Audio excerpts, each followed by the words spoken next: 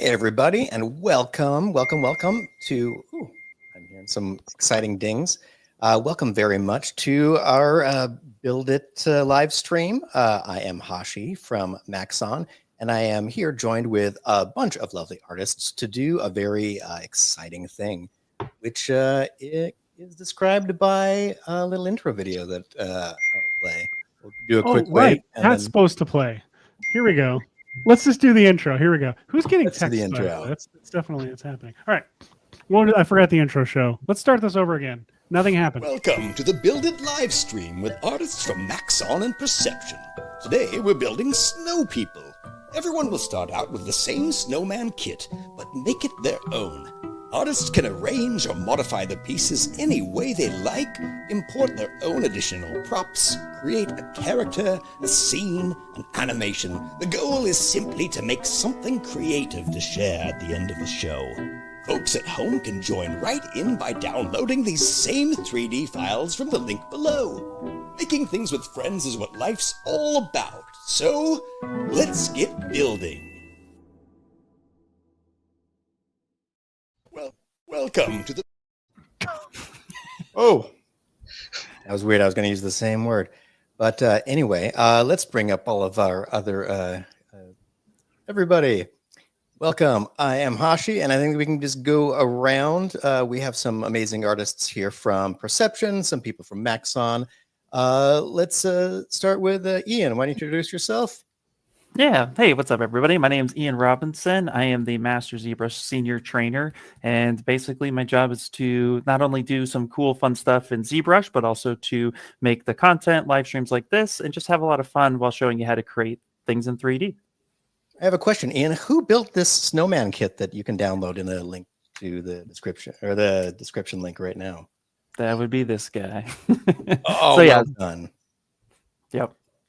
Amazing. We've got that link down there, right down there. You can see maxon.com. Yeah, go grab it. Go download it for sure. We're going around. I'm Seth Worley. I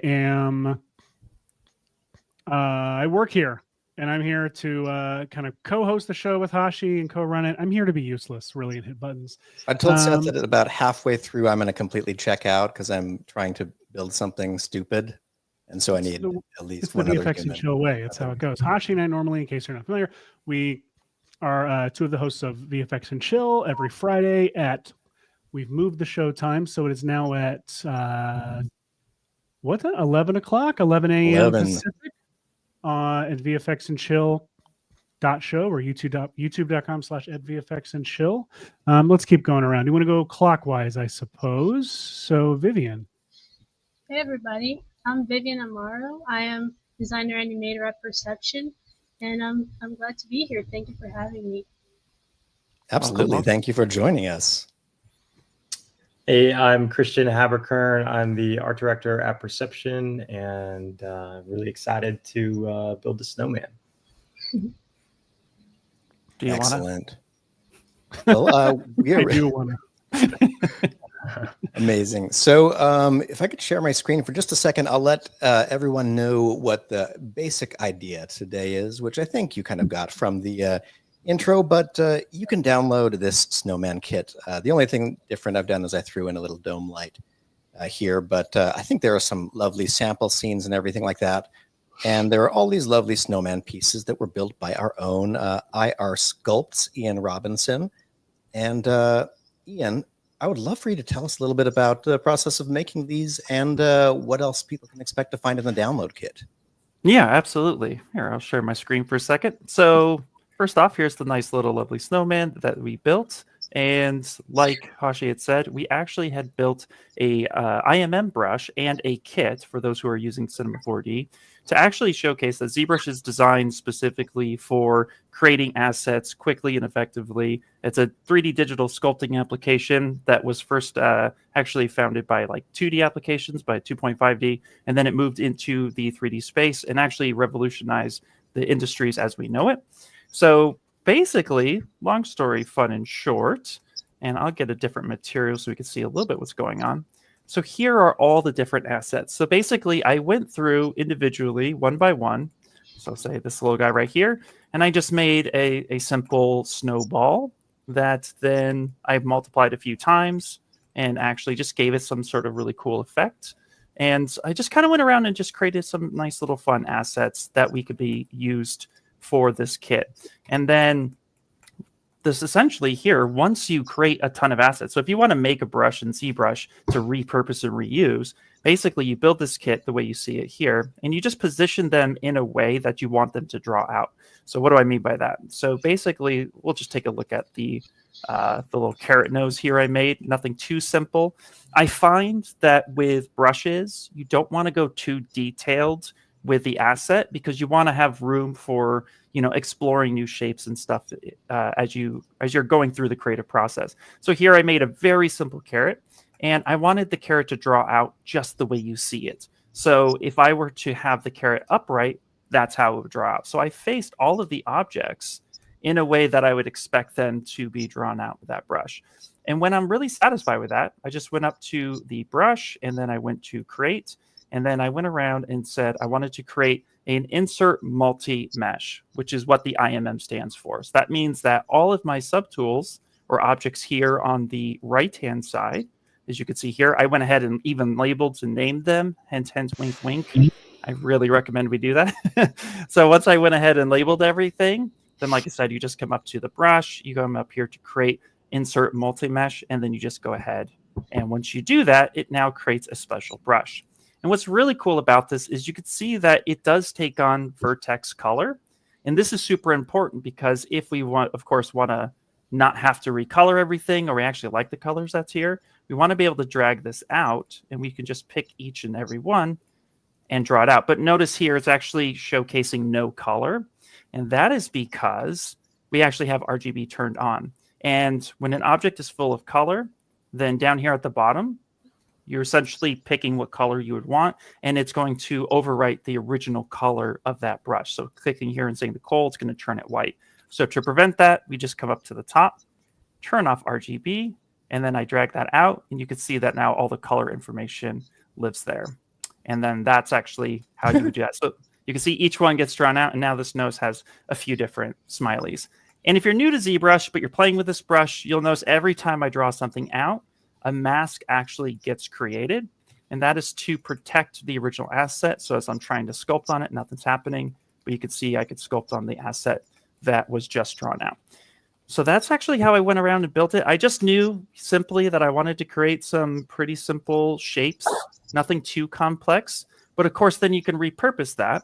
So here is my quick build that I had done just as a test to see what could be done with it. And everything with this was just use that brush. So you can literally just create your own snowman, come in and just play around and reshape everything the way you want. And That's also, amazing.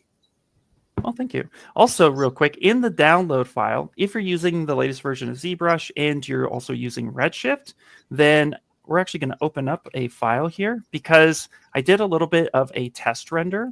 And this test render was kind of to see how this would actually look before I hand it off to the pipeline. Because here, Hashi was going to be the one who was going to take all the assets and kind of repurpose it in the film. And since Redshift is being used in ZBrush, and we had a couple updates to that where we actually have AOV passes and light information updates, etc. I wanted to kind of see what it would look like, so to give Hashi an idea of what it would be, and then he can take it from there. So if you download the file, there is a Redshift project, and then from there you just come up to the render and make sure your Redshift is turned on. That's super important. And if you come up to the light, and let's just dock this on the left-hand side, you actually here you can see that I have an HDR that is preloaded and ready for the lighting. But I'm going to go ahead and just click blur just a little bit, just because I don't want to actually use the background of the HDR. The whole point of this was just to kind of see the snowman in his entirety. And then once that's done, I'm just going to go ahead and click Shift R, and that's going to go ahead and run a Redshift test. All the settings that I did for the lighting is all set up, ready to go. So you could just kind of see the scene, break it down, play with it a little bit, and get a sense of what it is that you're working with. Look at that. Beautiful. Very cool. Thank you. Amazing. So, as we said, redundant at this point, you can download that Snowman kit and grab all of these pieces and build alongside us. Now, I think that it would be fun for all of us to kind of build something, starting with these assets, open for creativity, kind of to do whatever with. We can kind of share our screens, talk about how we decide to create things. Vivian and Christian, you both work at Perception, who is known for some of the most iconic visual. You've seen Perception's work, which is amazing, no matter what human you are. And so, if you're going about something goofy like building a snowman, do either of you feel like you bring specific things to the process? Vivian, start with you. Yeah. I mean, I'm planning on doing kind of like a build on of the snowman using the vertex map. And I just want to see like how I can come up with that using the volume measure with the vertex map and see what fun stuff we can create. But yeah. Yeah, I think for me, I was going to do something that touches on our visual effects pipeline. And, there's a great motion tracker in Cinema, so I was going to use that. There's some simulation with soft bodies and everything. I was going to focus on that as well with a little compositing and stuff like that. So yeah, I was going to show off a little bit of our workflow through this snowman build.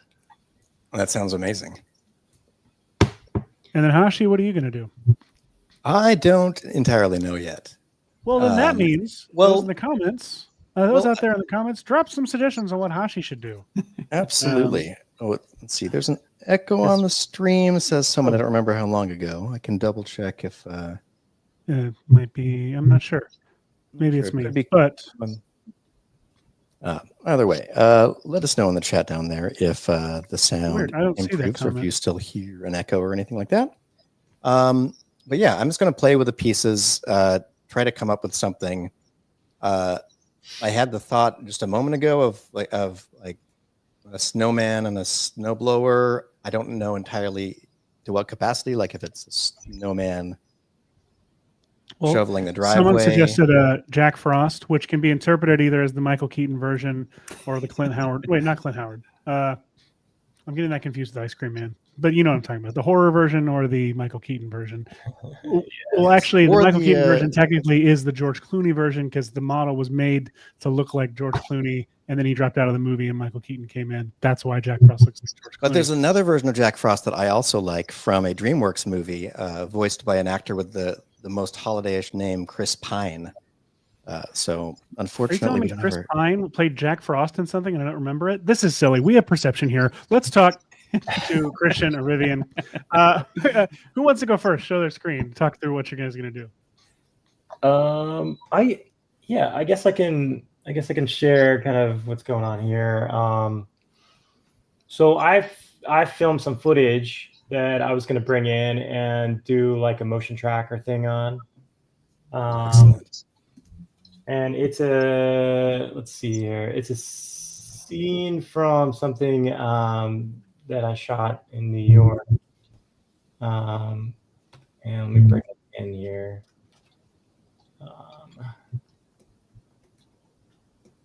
So here it is right here. So there's a good amount of scaffolding in the foreground.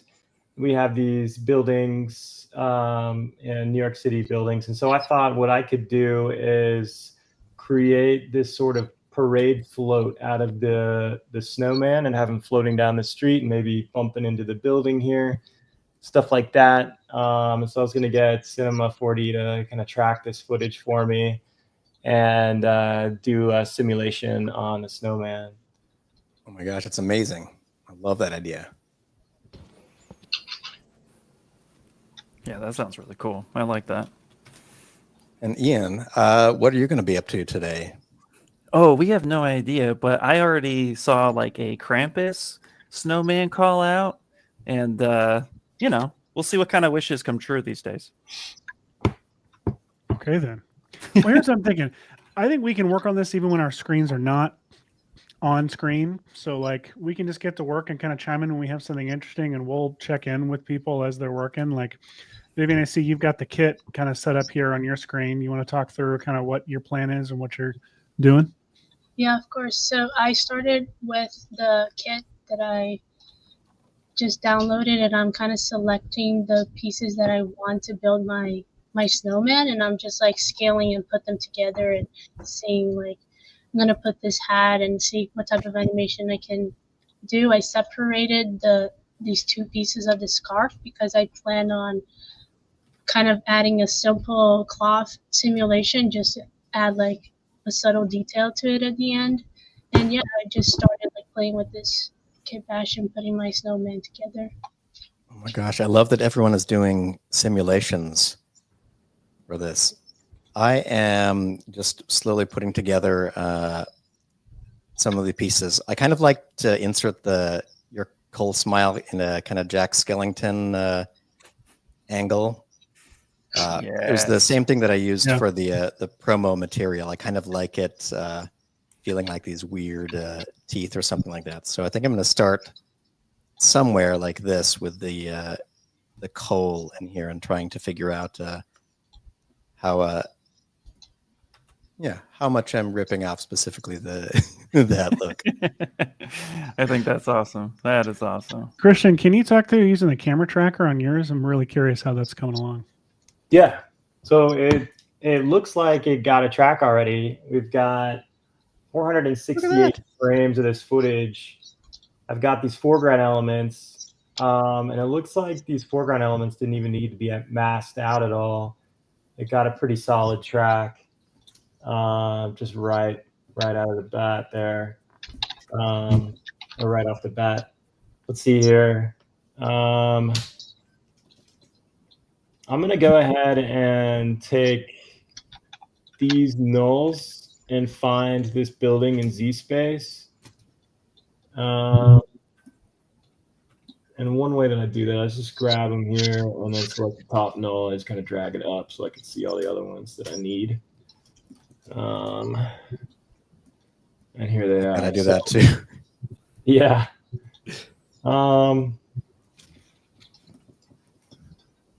So I just hit Alt to get to that null right there, and then so it should be in that spot.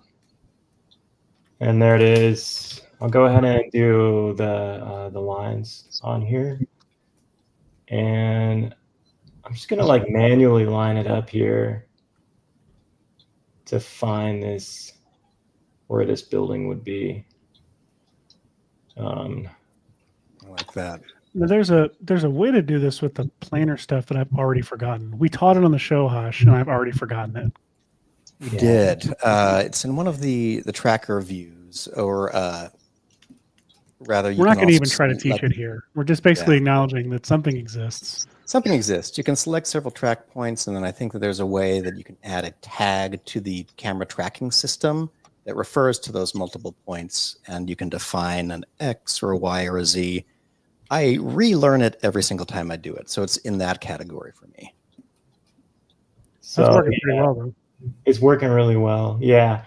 Sometimes the ones that I've selected over here, you can go to like a top view and see where those are, and like just to see if my so basically this line right here would be like the front line of the building. So I would try to line up my cube to kind of reflect that and where that would be. But also with these kind of scenes, sometimes it is a little bit like manually lining it up and finding what makes the most sense.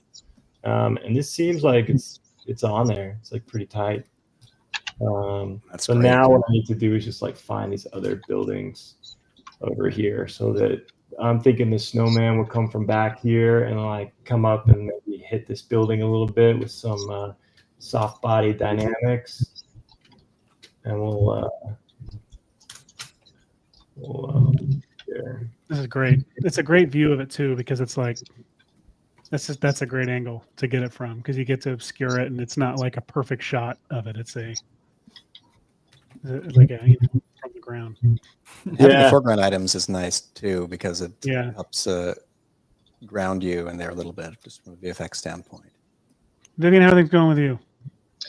I'm doing good. I'm gonna start building a matrix. And the matrix. The matrix. You can use it for a bunch of stuff. for now, I'm gonna use it to kind of like, I'm gonna cover my snowman with like a bunch of those like little cubes, and then I'm gonna do that with a noise animation to kind of come up with the build on animation for the snowman. So I can kind of, since I'm just starting doing that, I can just do it with you guys. So I just need to do something like this that will cover the whole snowman, like that. I wanna remove that. So I'm gonna create a volume builder.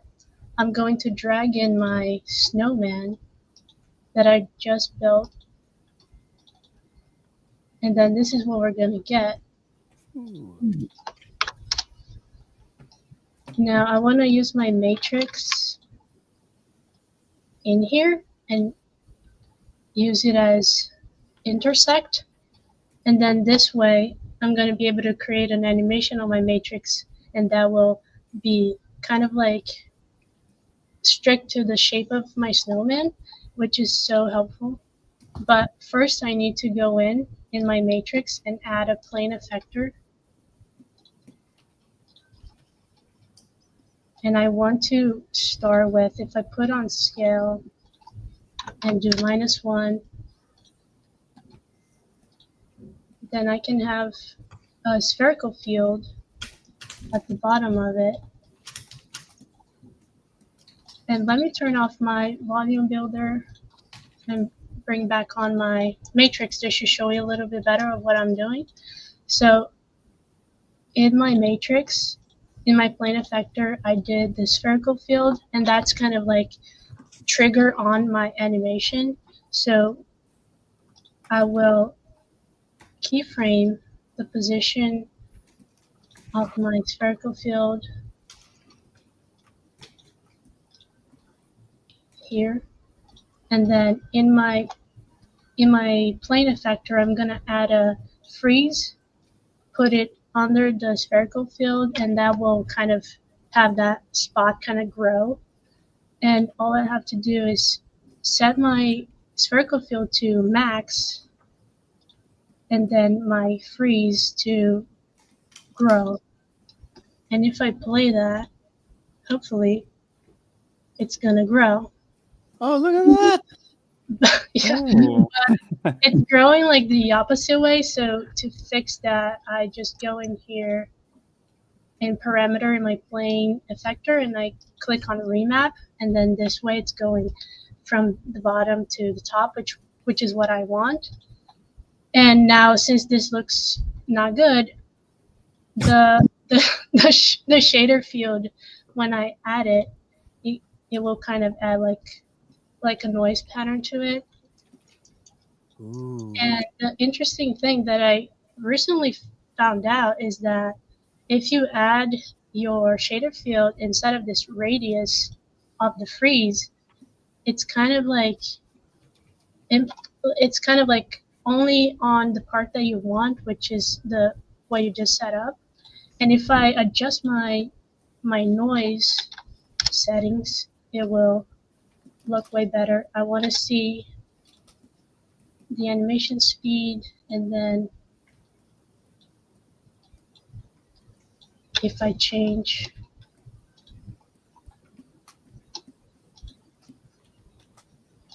this stuff,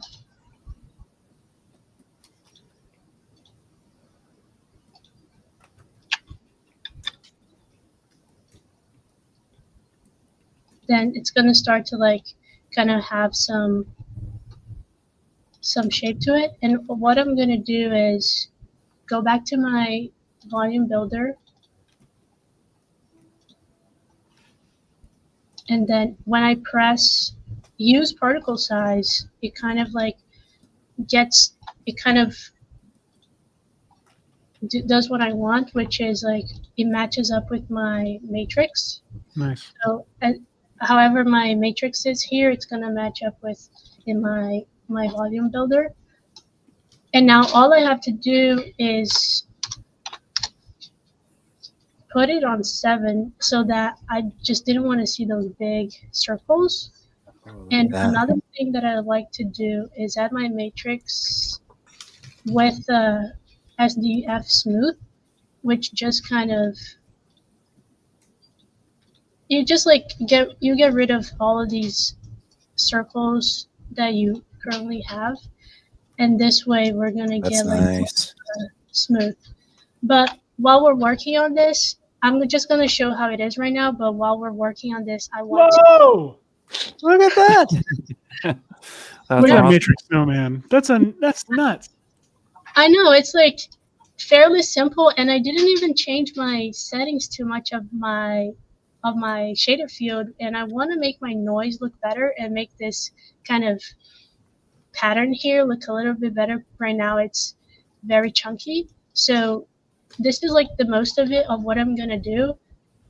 And after that, I can also, once I get to it, I can explain how I'm going to use vertex map to kind of create what I want to do is have it start building with like a water material. And as it grows, I want the outside of my snowman to kind of turn into my snow material as if it's freezing out. And so I want to start with the water, and then as it grows, it's going to become my snowman, basically. Oh my gosh.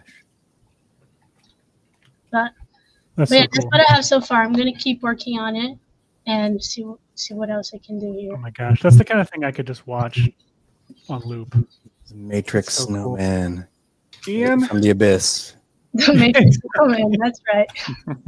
it's like the abyss thing, but like in colder climates, it just becomes a snowman. And yeah, the abyss alien didn't think about snow. Ian, meanwhile, you got Raiders of the Lost Ark going on with the snowman. Talk us through- Yep. Oh, not anymore. You did. Now you have Midsummer Snowman. I have Midsummer Snowman. Yep. So thinking about the shapes of Krampus and thinking about, what he's wearing and all the shapes look of at. Krampus. So just kind of blocked out really quickly with a brush the basic shape of the snowman that I'm looking for. And now what I'm doing is actually building his coat. So I want to start with the hood, and I'm starting with really basic shapes. Look at those sleeves, though. The sleeves are good. That was just a sphere. I just wanted to start with some basic shapes because, again, I'm in the kind of concepting phase of everything, and I just want to kind of get a look and feel of how this is going to be. So I'm not committing to anything in particular. I know what it looks like in my head, so it's a little bit more about trusting the process at the moment. Real quick, Ian, we had Patrick Forde on our show last Friday, and I had said the same thing to him. I can't handle watching sculptors work because it's so impressive. Like it blows my mind the speed at which you take a primitive shape and just turn it into a freaking snowman hood or into a hamburger in Patrick's case. That's like I can't do anything that fast, much less that fast and well. It's incredibly fun to watch always. Yeah, our brains are chaotic. I'll sometimes throw a bunch of things at the wall and just see what sticks. That's kind of how that's how I test my spaghetti. That's how I'm testing my sculpts. If it sticks, it's good. You really shouldn't test your spaghetti that way because I'm sure you can't eat it after you. Can't get your deposit back after that. Oh, okay. That's good. Deposit. That's good to know. But Christian, yeah, it's been a while. So keep going, Ian. Oh yeah, sorry. Just got you off. Last final thought is I'm also trying to figure out in this build, because Krampus is mostly in like a Santa robe, how much of the actual snowman I want to show. So that is going through my head as well. Very cool. I love that you pulled that scarf down like a tongue, essentially, like in Big old Odie tongue. Oh yeah. Yeah, just making it work. Christian, what's going on over there with you? Let's see here. I'm just getting my snowman ready to bring into the other scene. I was able to line up these buildings here on this side pretty well. And so I have to prep the snowman to do the simulation on it. I want to make sure that that I have for the geometry things aren't like intersecting. They're simplified, essentially, the meshes. Question for you. You may have already said this, but are you going to put in stand-in geometry for the buildings? or are you gonna? I guess I don't know if you need that for the sim to react with, or if you're gonna use it for obscuration or anything. Yeah, one thing I was gonna do here, I'm gonna do the face of the building here, and it's got a collider tag on it. And then when I go to render it, these will actually have a. I could just go ahead and put it on there, but it's gonna have this mat on there, so it just picks up the shadow. Nice.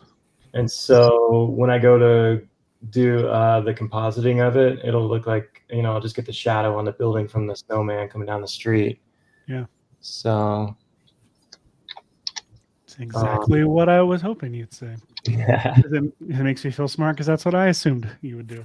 But right now, I mean, so what I'm doing right now is adding this bool objects into the scene that will union on everything in here so far. And that way I can prep it for the simulation. So everything now is unions in here on the inside. If I turn this off, you could see all the mesh that's happening. Yeah. So when I hit that and it's all union, it's all connected here. So I think this could be really good for the mesh of the simulation. One thing I'm doing right here on this coal, you see, this is like really high poly. So on the eyes, I went ahead and added like this really cool remesh object here, which is one of my favorite features from ZBrush. So if I turn that off, you can see how dense these eyes are right now. Yeah. And so I'll end up adding like a subdivision to it later after the simulation's over. So for right now, I could just make these have like a lower poly area. And then I'm gonna do the same thing on like the nose and the smile and stuff like that. I love it. Hashi, what are you doing? I'm over here. I took the pieces from the Snowman kit and I've kind of positioned them kind of like it's a little like a creep. Like a creep. Right now, I'm grabbed a quick loop selection from the hat because I'm going to try to shrink the brim to a little bit narrower, but also then expand it out a little bit. So first, I'm just grabbing the soft selection based on this loop, and I'm just going to try to maybe a little bit bigger there. Just want to flatten out this brim a little bit like that. And then I'm going to use my loop selection again to select a handful of edge points here. And then if my soft selection is still enabled here, I'm going to turn that up so it moves inward just a little bit.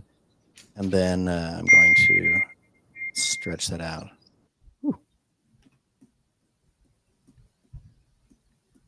Yeah, just so I have play a little bit more with this shape. Whoops. Maybe I just want to make it longer and a little wider like that. So yeah, just doing some, I figure out how to position this hat. I might like it a little bit smaller even. So it's just a goofy little. I forgot, are we modeling this off of a Jack Frost or? You know what it is? It does actually look a little bit like the Keaton Frost. No, it looks like the horror one. The Keaton Frost has a button, like a little piece of coal. Oh, you're right. Yeah, and it looks like Clooney. I never actually saw this movie. Oh, well, then we're going to pause the stream right now. Guys, we're going to watch Jack Frost starring Michael Keaton, in which he plays the lead singer of a blues band who absolutely has to go and do a show on Christmas Day, I think, and then crashes and dies and comes back as a snowman. And a character earnestly says, in all legitimacy, to another child, "Snow Dad is better than no dad." Now, speaking of snow dad, snows, whatever, I can't segue. Vivian, how's it going over there? It's good. I'm currently finishing up my cache on my volume builder, and it's going to be done in like a couple minutes, and then I can also show how I cached it, which will make it way smoother for me to keep working on my animation from now on. But just seeing your snowman, I just made me look at mine, and I went like with the cuter route, way more than you did. But I like yours too. It's cool. Instead of creeper snowman. Yeah, it's way creeper, but It's the gropey hands that make him creepy. It's that he's like reaching. Like, what are you reaching for? There we are. Like, why are you? Like, no one reaches like that if they're don't have nefarious purposes. Like, you know, or they're blind. Right. But okay, my cache is done. I can show my screen. So basically, if I play now, I just like smoothed it out a bit more, and I worked on my shader of my noise, so it looks a bit more refined. And cool. Here I can show inside of my volume builder. If I uncheck this, it's gonna be editable again. But with this checked on, I'm able to cache my scene out and then just have a smoother play when working. What I did was in here, I pressed this button that creates a cache layer, and it kind of comes on this list as the red icon. And all that I had to do is press the animation button and set my frames, which I wanted to go up to 120 frames, and then play cache. When I press the button cache, then it just like does a quick load bar, and then once it's done, this layer becomes this one here, which has the green icon, and then from now on I can just press play, and then it's a bit smoother when I play inside of Cinema 4D. But I can also show what my next step would be here. What I would do after here, it's use the vertex tag, the vertex map tag, and what I want to do is utilize my original snowman mesh. So the one that I imported inside of my volume builder is the one that I want to import inside of my vertex map tag, and then this way it just automatically gives me this. Yeah, it's like so cool because with no effort at all, it just kind of creates this this vertex map that follows my animation and gives me just the inside versus the outside. And I'm gonna use this to separate my materials, where I'm gonna have the red color be a water material and the outside be my snow material. But before that, I want to duplicate this vertex map tag, and if I delete this, what I like to do as well is if I import my first vertex tag inside of here, then if I add a curve on top, if I really crush the curve here, something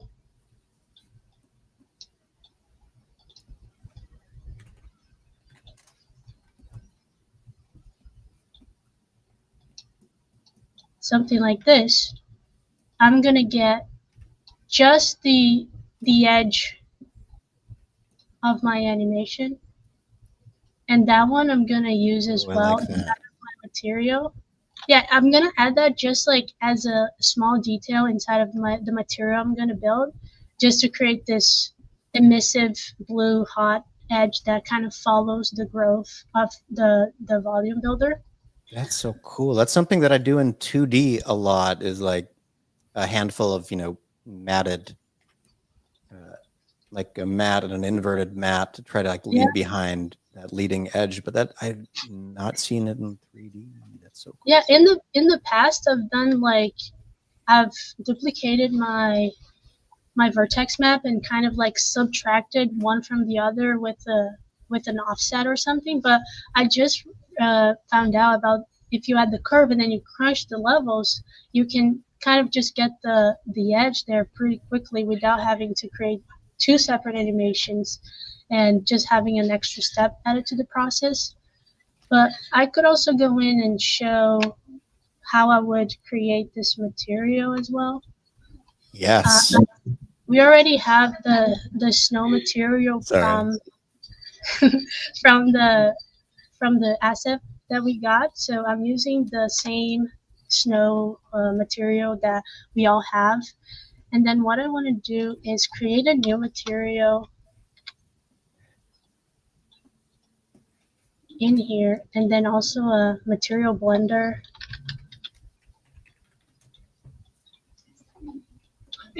And I want to connect my first material to the color of the base material and my snow material into the material color of layer 1. And then connect this to my output. Now in here, I'm just gonna do a quick and dirty water material from the presets. And then now We are new to Redshift just in general, like including this. I struggled for like 2 hours to make this shader. So right, that does the job. But if I add the vertex attribute, this is what I want to tag into my blend color in my material blender. And let's see how this is going to render out since I have no lights in the scene. Real quick, Vivian, comment is asking, Lisa Sari is asking, Vivian, how long did it take you to learn Cinema 4D to the level you are now? It's inspiring. Oh, thank you. I think it's been like maybe 3.5 years that I've been doing it. I started like really diving into it once I joined Perception, which has been like the same amount of time basically. And yeah, just like 3.5 years ever since that was when I graduated, and I've been working on Cinema 4D ever since. And that's how, like, but I don't know like a lot, so it's nice that we have a bunch of like resources out there that we can, anything that we want to learn, we can just go ahead and find whatever you want and kind of build from there. And that's what always helps me to keep learning and keep like knowing new things, and that's basically it for me. That's so cool. Yeah. Real quick, I have an update on something we were discussing. Where is my? Oh, here we go. So just in case no one knew, this is what Jack Frost looked like in the Michael Keaton edition of Jack Frost. Just needed to make sure our viewers were aware that this snowman looks like George Clooney because George Clooney backed out of the project at the last second. But Snowman is better than Snow Clooney is better than no Clooney. So we're grateful for that. Hashi, how are you doing? No, wait. Who's due for a check-in? Ian's due for a check-in. What's going on with you? Whoa!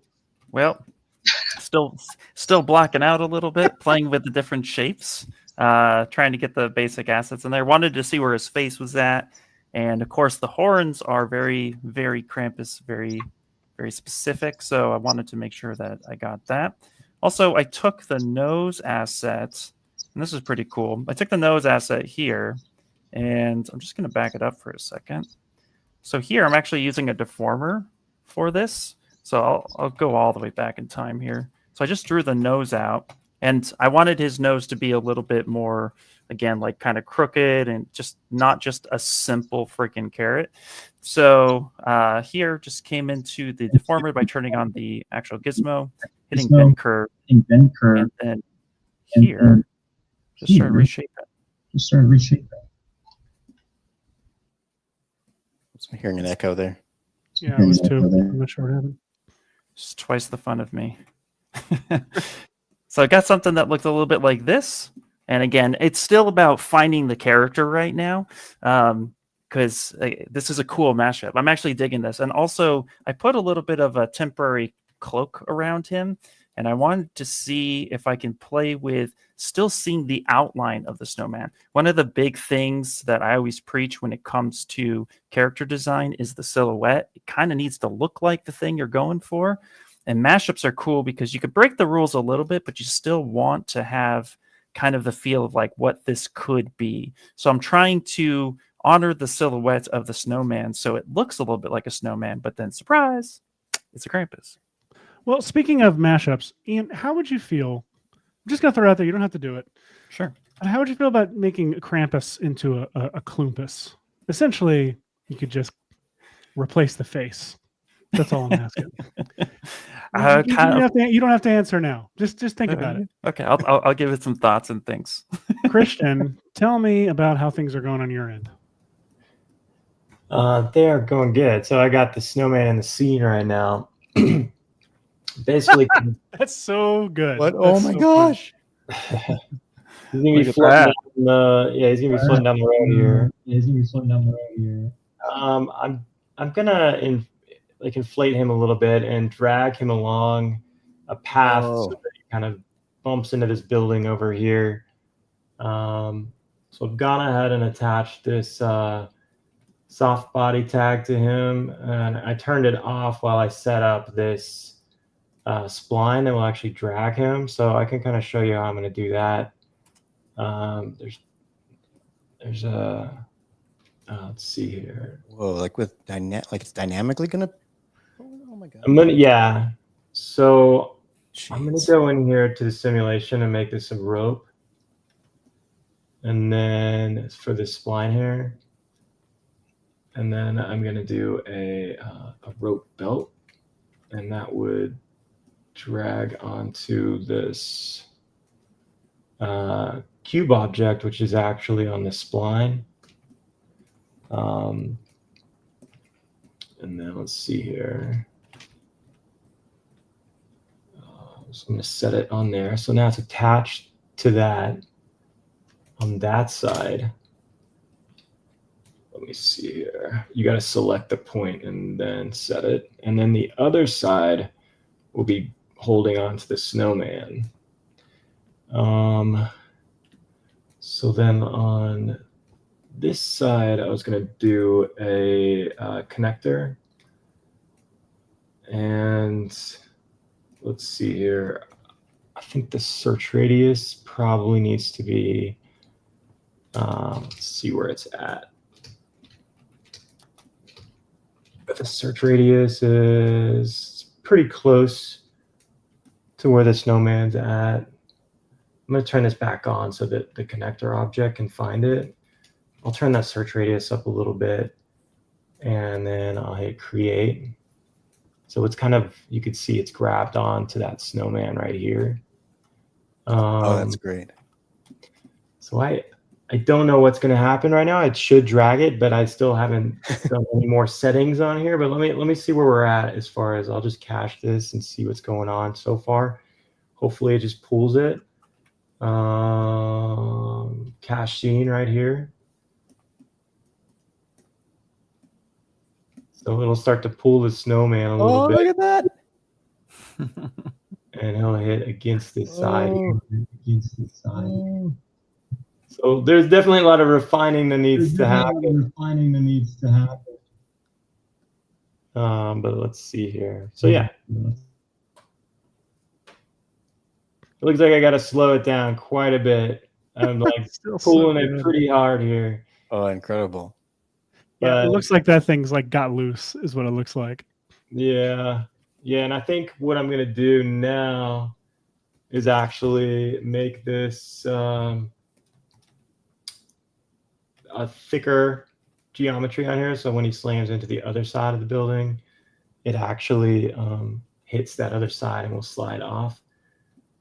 So if I clear the cache on the scene and then slow this down quite a bit,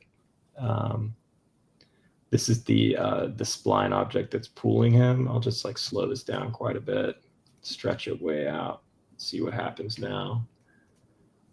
Now, did you, when you were doing your 3D track and everything like that, do you consult units or anything like that for scale, or you go by feel, like visually?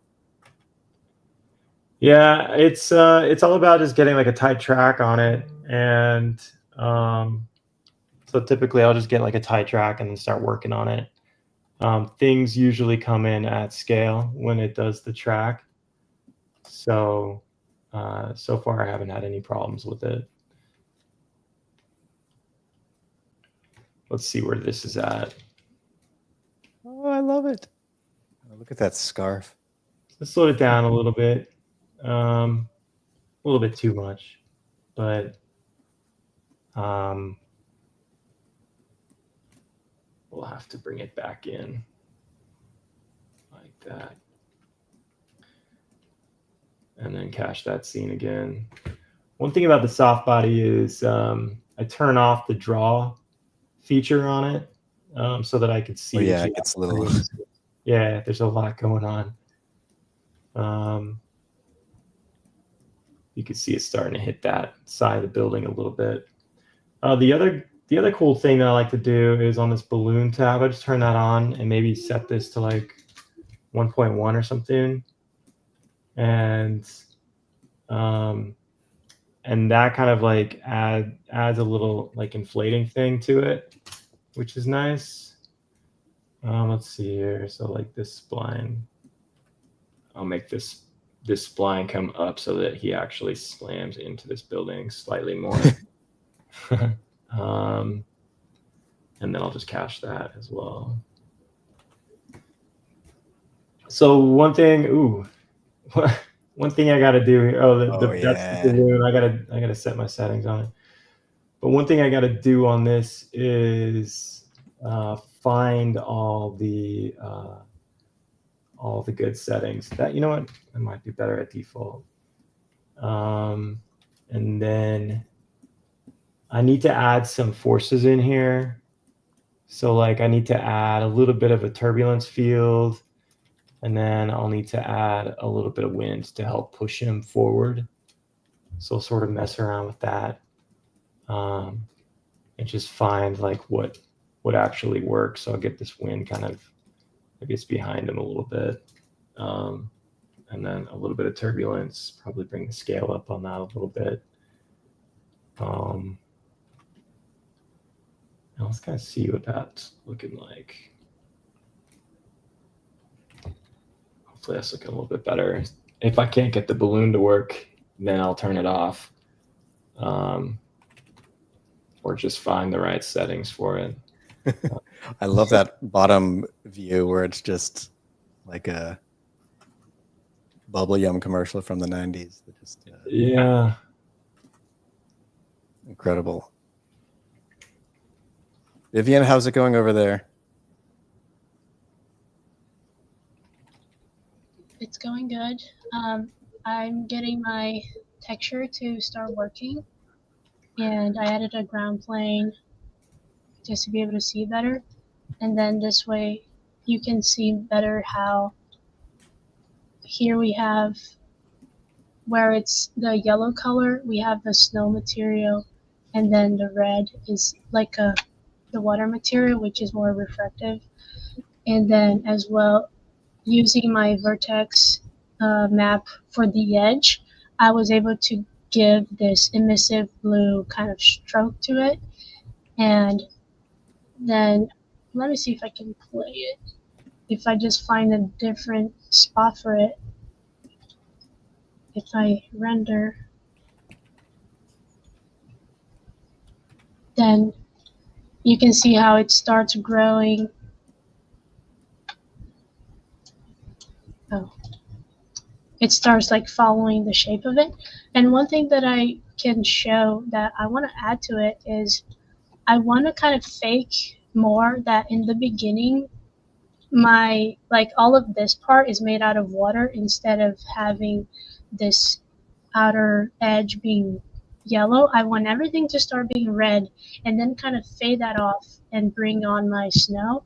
And how I would do that is by going into my vertex map, in which I have this here, and if I include a solid on top, I can kind of like make it red and put it on minimum instead of max. And how I would do that is by basically keyframing the opacity of this solid. So if I put a keyframe here and then on frame 20, for example, I turn my opacity to 0, then keyframe it again. Once I play that, it's gonna start. Let's bring this here. so it's easier to see. So I'll start fading off by frame 16. And then we're going to have like a couple frames of the material being just water. And then with time, we're going to see that snow kind of start to form. And that's kind of the look that I want to get. And if I go back to the beginning, and let's see if it's going to render so we can see. Because before it looked like it had snow as well, but now it only contains water in that beginning, and that's coming from the solid that I just put in this vertex map. And if I remove it, you see how this is the result that we get. But yeah, now I want to play with, I plan on having, there is this tree here in the asset browser that I want to add to my background, and it's very nice, the C4D asset browser. So if I drag this in here into my scene, they kind of already have a tree with snow, and I feel like it's gonna work nicely in my setup. So I'm gonna I plan on doing a camera rig that rotates around my snowman and to reveal it. And I want to put these trees all around him so that you kind of sense that parallax that's going on. So right now what I'm going to do is start working on my lighting and my camera move, and including these environment like objects to it so that it looks better than whatever I have going on currently. But that's where I'm at right now. That's incredible. That's incredible. I've never used the material blender, let alone plug it into all these vertex maps. That's really cool. Yeah, that is really cool. Gonna have to how's it rewatch going over in Krampustown?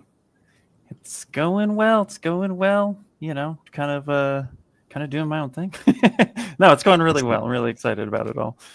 Just adding a little bit of color right now. I'm actually was about ready to separate out to this part of the suit itself, just because it's like supposed to be a different color, supposed to be a little bit more fur, et cetera, et cetera. So it's actually going to be kind of coming through and tracing this area like such. And I'll give it a different color at first, and then I'll build up on top of it. A lot of times I think color kind of helps me see things a little bit more. So I could feel a little bit more like, oh, okay, that's working. Try not to commit to too much too fast. I'm still also planning on giving him a beard, so I need to work that out in a second. But yeah, not hating it at the moment. Looking pretty cool. That's lovely.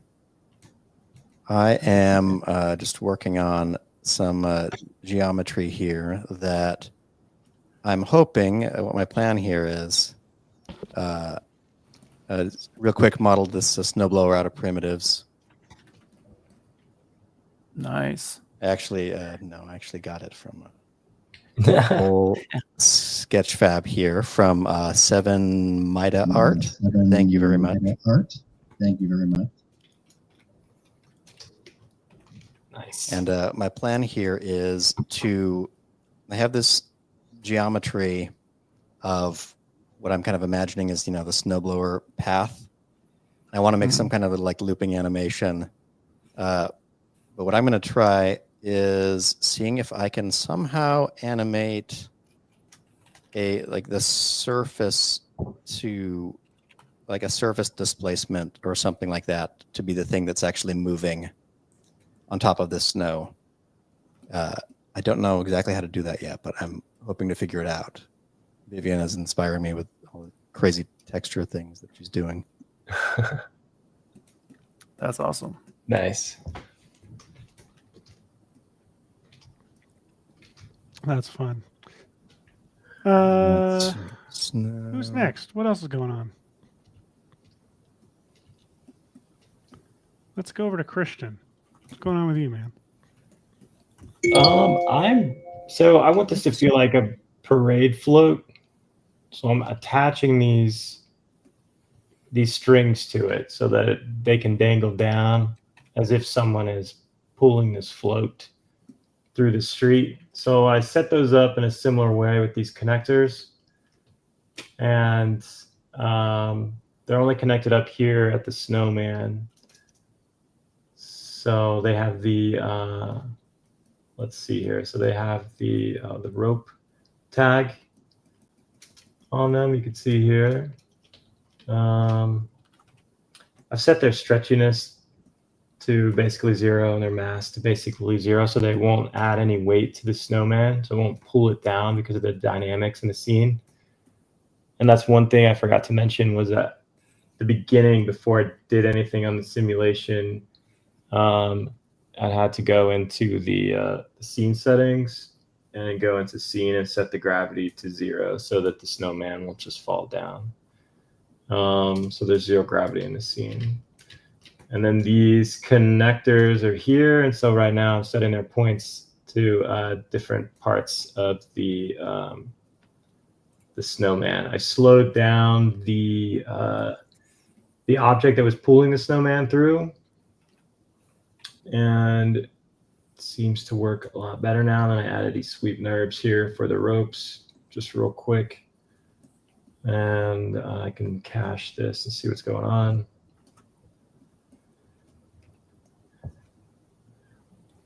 Oh yeah, that's got that speed now. I found like a better setting for the balloon. It just took a second to play with and find something that worked a lot better. Let's see here. So. Oh yeah, look at it's got a nice flop to the scarf and the edges of the hat. Yeah, so what I would probably do for that's really great. And then these ropes are kind of dangling there as if people are down there holding on to it. That's cool. Like a float in another Michael Keaton movie, Batman from 1989. Oh yeah. Or not, when was the Keaton Batman? 89, is that right? I think you're right. 89, 85? That's a jump. So 89, I think. Here that it's interacting with. Look at that. There's a lot more Keaton in this stream than I was expecting. Yeah. I got the subdivision surface here. I'm just going to turn that on. It's going to slow it down quite a bit, but it'll smooth out some of the cloth dynamics on it a little bit more, and you can see it added a good amount of smoothing to it. Whoa. So yeah, I'm getting there. I'm going to dial in some more settings on it and then play around with some lighting as well. What's next? Excellent. Oh my gosh, you're already lighting. I am still trying to figure out what to do with my... The lighting is really easy here though. And I love this panel that you get over here, this asset panel. You just open it up, search for HDRI, and all I do is grab something and just pull it right in. Yes, so that'll make some of our coworkers very happy to know. Let's see here. So I got to set up this lighting here. I just brought in a couple area lights. I'm going to try to match the lighting of the scene as well. So the light would be coming from up here somewhere. So just attaching these target objects to the Snowman and then finding where they would need to be in the scene. I can do a Redshift test here and see kind of where we're at. That is lovely. And I did not think to ask earlier, and I know it's sometimes a boring question, but what types of hardware do you run over there at Perception or at home? We've got a lot of like here at my house, I have a like 2 NVIDIA RTX Titans in my machine, and I mean, I think it's really fast. So and we have a similar setup at Perception. So like I actually work on a couple machines there at Perception as well, and they have like all kinds of like RTX stuff, like NVIDIA RTX, and it's all great. Everything is super fast. Just gonna dial in some of these lighting setups here to find what's going on. It is fun to see that work so fast. That's so cool. Mm-hmm. And Vivian, it looked like you were previewing pretty quick when you were doing your stuff pretty interactively. Yeah, it's been good. I'm being able to, it takes a little bit to go through the 120 frames, but I'm able to like just see very easily how my snowman is being built. And I kind of need to see my snowman building on instead of just turning him off while working on my camera move, because I want to know if I'm cropping it, like in which part of the body I'm seeing, because in the beginning here, I kind of have it like zoomed in, and then I'm able to know where to place my camera. And basically, all that I did for this camera rig, it's super simple, and I find myself using it a lot, which is, if I get rid of that, I have one camera, and then I have in my camera 2 tags, and one of them is the align to spline tag, which I go into tags, animation tags, and align to spline. And in here, I kind of have created a circle spline, and I dropped it in my spline path. And if I remove this, how do I get rid of that? Well, let's just, okay, I did it. So if I remove that path from there, my camera will be, I can move it, right? And if I drag in, I'm going to create a new circle spline. I need to make it 90 degrees. I'm going to make it bigger. Now, you see my camera is right here in the scene. Now, when I drag and drop my circle spline into my tag, you see how my camera just snapped where my spline is. And in this way, I am able to use this position percentage. And as I scroll, I'm able to do a 360 of my object. And that's very nice when you want to like kind of rotate around like a specific object that you have in focus. Another thing that I do alongside with the align to spline is use the target expression tag.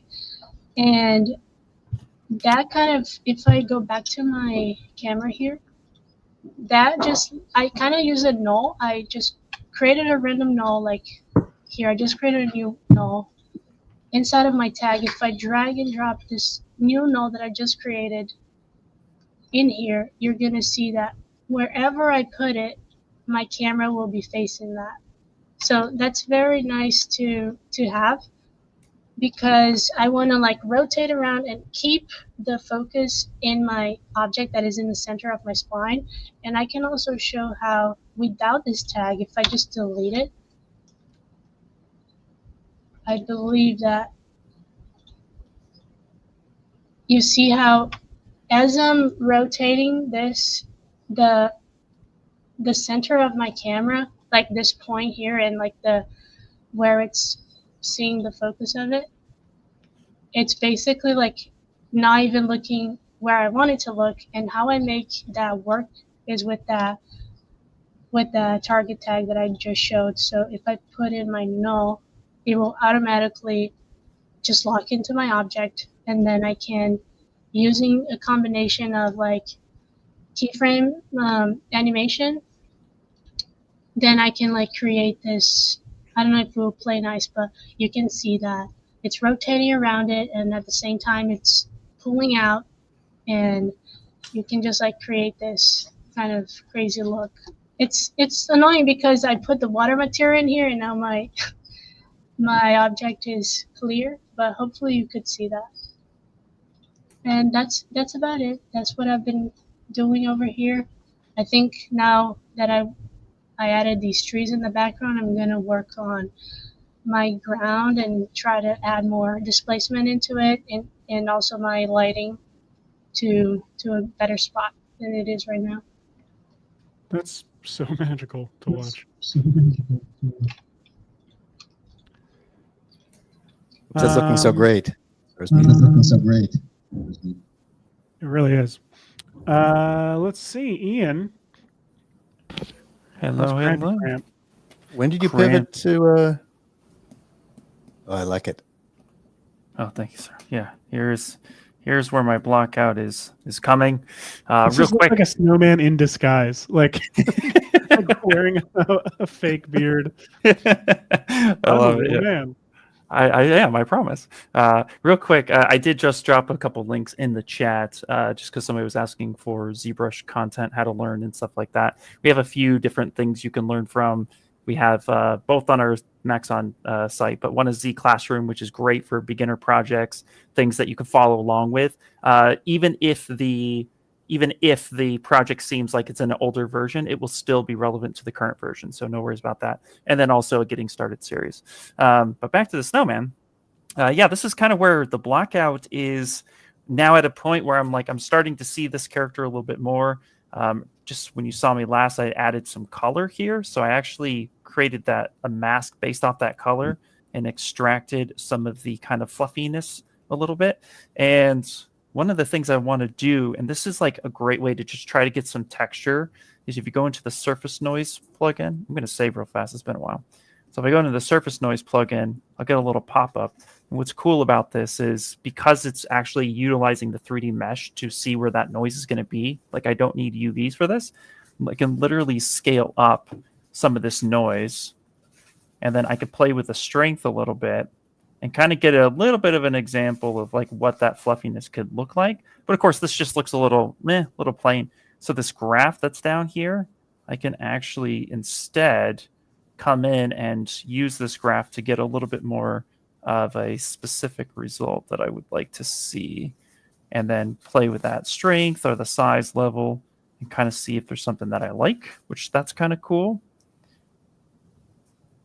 Maybe a little bit more on that side. And then, of course, I don't want any color information, so I'll stop that from happening. And I'll say something like, this might be pretty cool. I could go a little bit bigger, actually, say something like that. Now that I have this base here, I can actually apply this as a mask and then recenter my gizmo. And then by pressing and holding Control, I can actually inflate this to a little bit more of a fluffy, effect that I can get. And when I'm satisfied with that, I can come back in, actually, edit, copy this guy, and pick these little guys down here, repaste this information, and then just apply that. And then again, same thing. I can just go ahead and kind of push that in, give me some sculptural detail, quick, fast, and in a hurry. So that's actually what I'm doing right now. Very nice. All right, we're zeroing in on about 15 minutes left. So naturally, we need to see what Hashi's doing. Yep. So that means, yeah, I'm working on this. So I've got this very simple piece of geometry. So super, it's 64 by 64 little guys there. But I'm putting it inside of a subdivision surface right here. And so you can see that kind of just rounds it off a little bit like that. And then I have a displacer on it. And for my displacer, I went over to the shading tab and went to noise and just created a little noise. And you can sort of mess with the scale. And one of the reasons why it's set up like this with a subdivision and then the plane and then the displacer is because if the displacer is just on this plane itself, it looks kind of like watery because it's the subdivision surface trying to divide those bumps out. But if I put it in the hierarchy just below the plane, then it's taking all of the points from the subdivided plane and moving them in a unified way instead of trying to interpolate. So that's kind of giving me what I was hoping for. I'm hoping that maybe I can do something like add a plane that is covering the ground, with a different texture, so it looks like this is the sidewalk behind him, and we do something like this. See, I need more of an orthographic view, so I don't have to have so much snow. Although I actually kind of like this view, like this very desolate I love that. thing. Yeah. And then the next thing that I'm going to do is I'm going to go to simulate, and then I'm going to go to emitters, add a basic emitter, and I'm going to start up my particle system here. So I'll let that get in here. Let's see. I'll move this up. It's emitting from this square right here. You can see it's just, actually, you may not be able to see. Let me turn up the preview size here. So let's go to the particle group and let's make them a little bit bigger so you can kind of see what I'm doing here. So they're emitting from this square shape. I'm going to go to the object right here and say, I might actually keep it a rectangle. I kind of like that. But I'm going to shrink the X down. I'm going to shrink the Y down. And then I'm going to see if I can do this. I'm going to try to angle it. It's not a very efficient snowplow if it's dumping the snow forward in the path at which you are. Plowing, right? You can mind your own business there. Actually, it'd be funny if it was going over him, like backward and over him, and just landing right behind him. Landing perfectly. Oh my gosh. Yes, with where there's no trail behind him. So we've got to figure this out. So what do we got here? I'm going to try to shrink down this emitter. I'm going to go to up to simulate, and I'm going to say forces and add some gravity. Ooh. And now I can tell the emitter needs some more velocity. So let's turn up the, let's see, emission. Where are we? I'm on my emitter. Start frame, continuous. First, I'll turn up the rate a little bit, so it's a lot of particles. I'm going to actually switch it from 711 particles per second to per frame. Should be able to handle this just fine. Properties. Velocity. Let's turn the velocity up. There we go. That's okay. Fun. Let's try to find about the right amount of snow plowiness, and we'll angle the. I'll try to actually match the model to the emitter later. So there we go. We can emit some particles off to the side. I can tell the simulation object to. That one of its modifiers will be to bounce.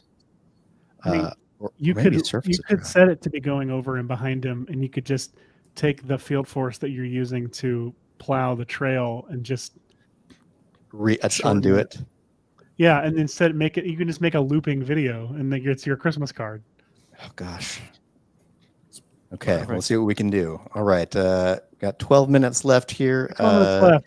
Christian. Yes. How Where are you right going? I have, let's see here. I've started to render. I had set up some materials that were using subsurface scattering a little bit. So I just kind of went in here real quick and just updated the materials to include subsurface scattering. All I did was just bring this number up to 1, and then that gave me what I needed to make this feel like it was a float. And so now I'm just rendering, and I'm going to bring it into After Effects here in a little bit and show you guys where I'm going to get with this comp. My gosh, it's looking so good. Vivian, what about you? And I apologize that I keep muting you, Vivian. I think there's an echo from you. I promise it's nothing personal. Oh, okay. Yeah, my bad. But at least you can unmute me and I'm not just talking to myself. But that works. So now that I have like the build on of the body of my snowman, I'm just going in and doing a quick and dirty like animation on the eyes and everything to see how it's just gonna appear. So if I play that, let's see, can I scrub through it? Maybe.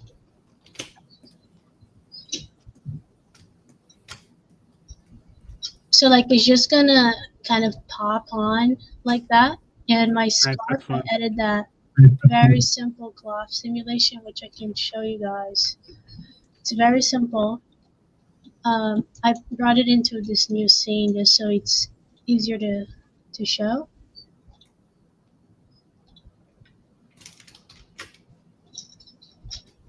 But I can delete my current cloth tag. And I have it. Where are they? Oh, here.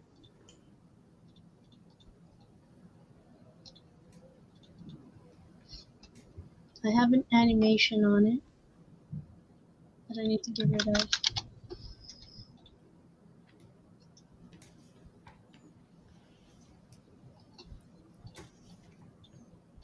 I pull these in here. Okay, there it is.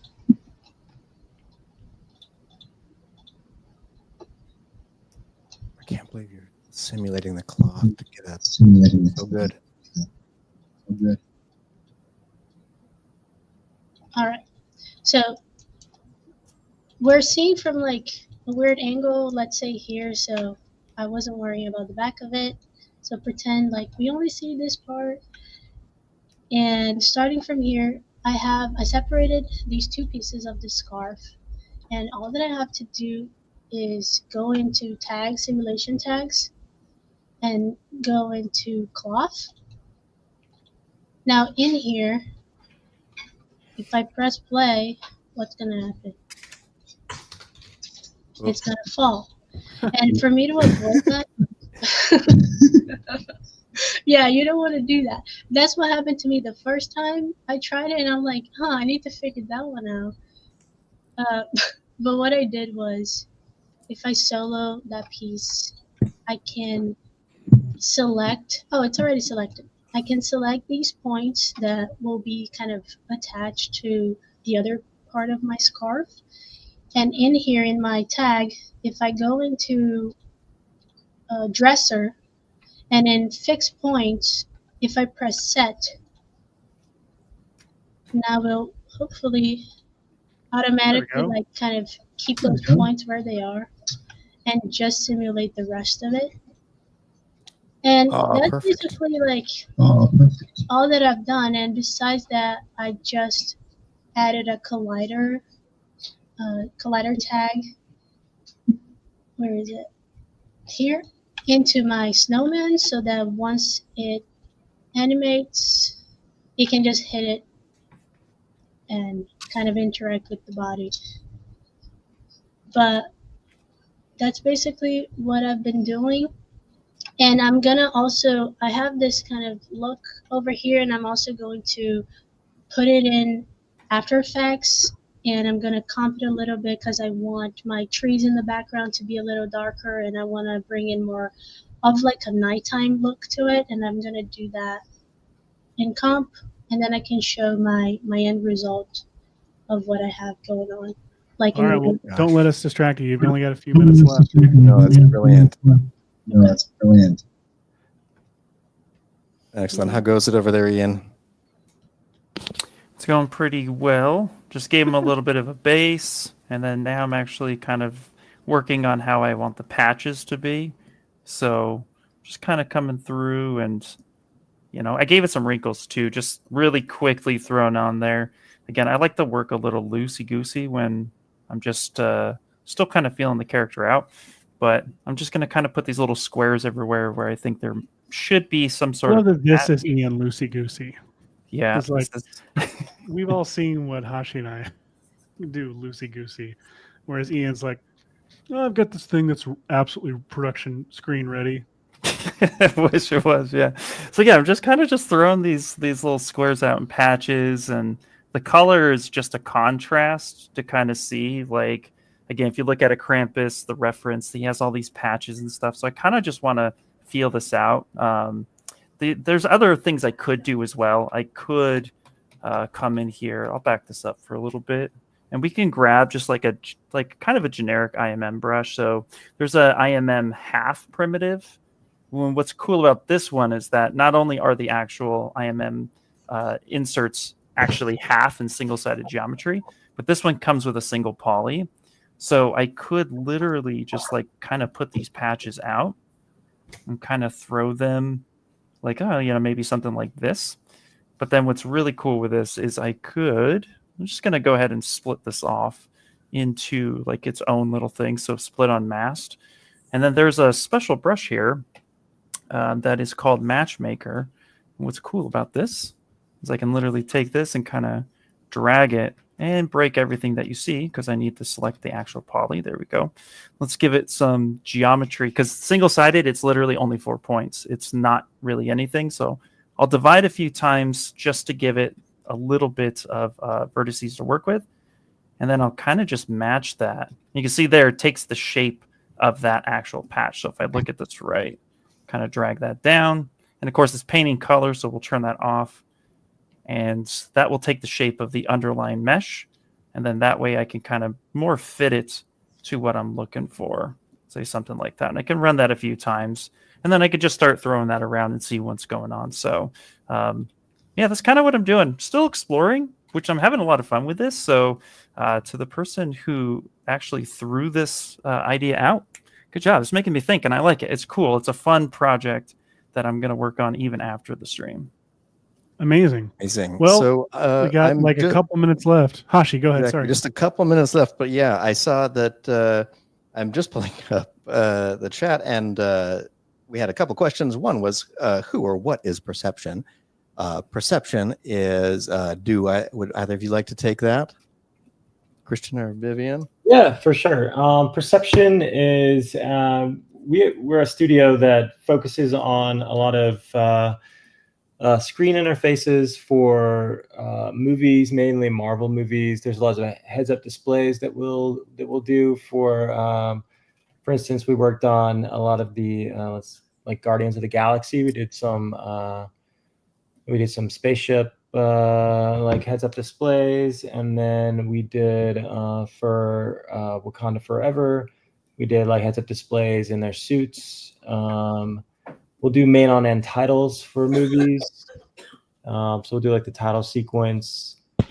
And Christian's being very humble. Yeah, Perception. Very humble. Yeah. They designed the Marvel logo and at the beginning of all of those movies and most of the series. It's amazing. But yeah, very, very, very cool stuff. You've seen Perception's work if you've ever seen a Marvel movie, and that's amazing. We may be on different versions of Cinema 4D. I'm using 25.11, which should be the latest release over here, I think, if I have the right shortcut in here. I'm working on this, Seth. We're kind of getting there. Yeah, that's it. That's what I was thinking.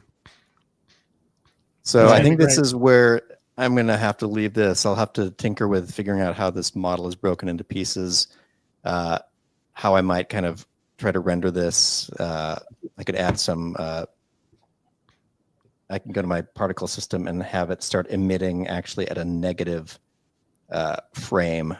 So yeah, it's smart. It'll be ahead of this. So there we go. It's going to be great. Christian, I'm going to jump to you. Then I want to save Vivian's for last because I see something really cool over on Vivian's screen that I want to save as the finale. No offense, Christian. Yours looks incredible too. I worded that horribly, so now I've just insulted you. Great. Here we go. Christian, look at this. It's so cool. Look. So yeah, I just added this snow layer to it with just like a basic emitter here, and then a little turbulence on it. But that'll kind of, I brought everything in. Look at that! Look at that bokeh. Yeah, I got a bokeh on it. So it's yeah. I love the way that the head hits the building briefly there and goes up against it. It's perfect. It helps marry it there so well. It's so fun. And Vivian, what's on your screen? Magically I have a comp in here in After Effects, and I can just quickly walk through it, and then I can show my final render. I kind of changed my lighting a little bit because I wanted it to be like a moodier nighttime kind of look. What? That's so And cool. this is like Coolest thing I've ever Wow. Wow. that's like my basic render from C4D. I rendered an EXR sequence, and then I kind of did some comping just to bring out just like the colors a little bit, and just quickly with some levels, and I added a heavy vignette as well, just to help focus on it. And with a lumetri color, I was able to give more of this tint, like a nighttime tint to it. Beautiful. And I also Beautiful. blurred the edges a bit, but I can just go ahead and show like the final render, Whoa. which it's not something I was able to get to today in the live, but I added these particles using the mesh emitter in C4D inside of my volume masher. Like my volume masher was the source of these particles, and it kind of worked well with the water material, and just having this kind of cool look from inside, and just adding more magic to what's That's going so on. cool with little sparkles and stuff. That's so cool. Little sparkles and stuff. That's so cool. Yeah, so Yeah. that's my snowman. Looks That's great. unreal, guys. Love it. It's like Fantastic. both of you and Ian. Also, this is ridiculous. Look at Ian's final. Look at this. Thanks, man. Thanks. Yeah. No, this is such a cool concept. So I want to explore this more. Yeah, no, this is honestly a lot of fun. So I really enjoyed it. Just I do see a question in the chat real quick, which is, what do we think is the biggest challenge part when learning ZBrush, even for those who are intermediate? And I'd have to say that honestly, the biggest part about learning ZBrush is obviously that there are a lot of features inside of it. And there's a lot of artists that actually end up picking their top 5 favorite brushes, a few features, et cetera, et cetera. What I always preach when learning ZBrush is try not to let the UI really get to you. Just kind of go in and follow a few examples that happen in the Z Classroom. And then, just explore and have fun. Like, go in there and learn what these brushes do. The biggest thing is, again, anytime there's so much thrown at you, you just kind of freak out and you're just like, I don't know what to do. But also too, it's a tool that has limitless potential for you to explore whatever design you're going for. So if you're going for characters, if you're going for environments, if you're going for jewelry, architecture, comic, whatever you're going for, just go in there, have some fun, play around, and make a thing. And don't stress too much about what's going on. Just kind of explore and feel the creative juices flow a little bit. And then, That applies to all the tools. absolutely. And then, and kind of just decide in what direction you're going to go. For me, my background is game props and toys and collectibles.